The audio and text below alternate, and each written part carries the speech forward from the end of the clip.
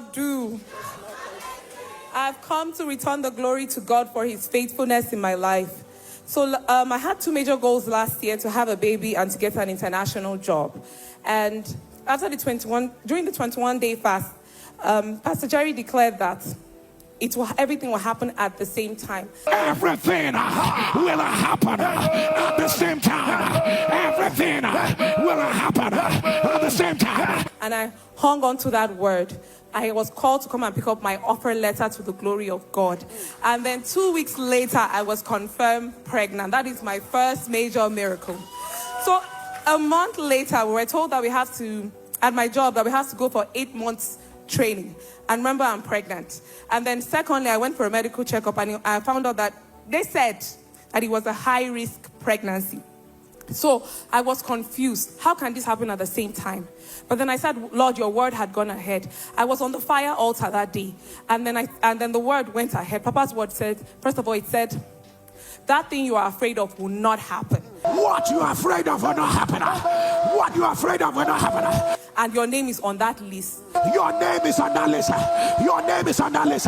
Your name is on that list. I was already told by the personnel at the office that since I'm pregnant, I don't qualify for the training because it is very, very strenuous. Not physically, but mentally you will burn out. So they said my name will not be on batch A. So I would have to wait onto batch B, which is when my baby will be 2 months old, and then I'll be apart from him for 8 months. So I said, God, it will not work. I went to office that day and I saw that my name was in fact on the list. And then I went to the medical personnel and then they said, we don't advise you to travel. I said, the word has gone ahead. And then they said, we don't advise you. I said, I'm going. And then I went, and to the glory of God, the word went ahead. I had the easiest pregnancy ever. They started looking for me at the clinic, asking, where is that pregnant woman? Because the office informed them that there's a pregnant, high-risk pregnancy woman. They came and they said, where is she? I said, I don't know who she is. They said, but you are the pregnant woman. I said, yes, I'm pregnant, but it's not high risk. So they now said, okay, please, we're begging you, come for checkup. I said, no problem, I will be coming. And that's how I did.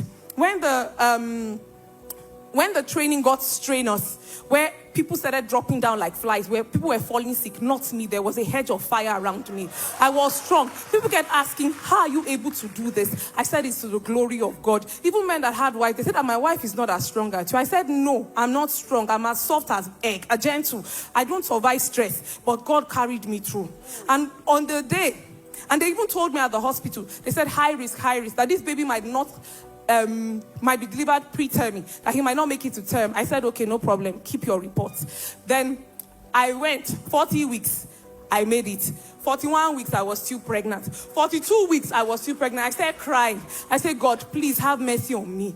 Let this baby come out. I'm tired of being pregnant, please. No, I'm tired. I cannot take it anymore. I'll be walking. You know, they will say, drink Zobo, drink pineapple, walk. I was walking and I'll be on the road crying because I was tired.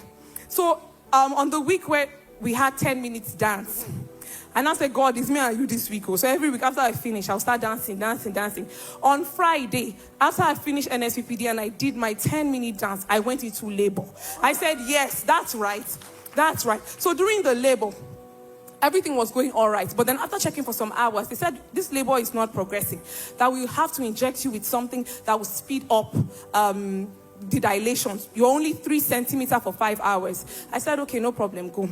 So they went, and when they went, I said, God, make a name for yourself. Show that you have followed me from the beginning to the end of this journey. And the doctor just went out for not up to 10 minutes and came back. And there's something told the doctor. She now said, let me just check how far you're dilated. And she now said, you're going to have this baby in the next 1 hour or 30 minutes. Get ready. So because of my history, because they always bring out medical history, and I went to the best hospital, so they always bring out medical history. So when we're there, they said, this person is going to help you if you need clamping. This person is going to help you if you need emergency C-section. I said, I don't need it. I won't need it. They said, how do you know? I said, because my God has gone ahead. And then they wondered. They now said, what do you mean? I said, don't worry. This baby is coming out in 30 minutes. They were looking at me. They said, you must be ambitious. I said, no, it's God. So I started pushing at 9, and the timestamp on my baby certificate is 9:31 p.m. He came by 9:30. That 1 minute is just for them to document, pull out. See my miracle baby, oh. See my my high risk pregnancy.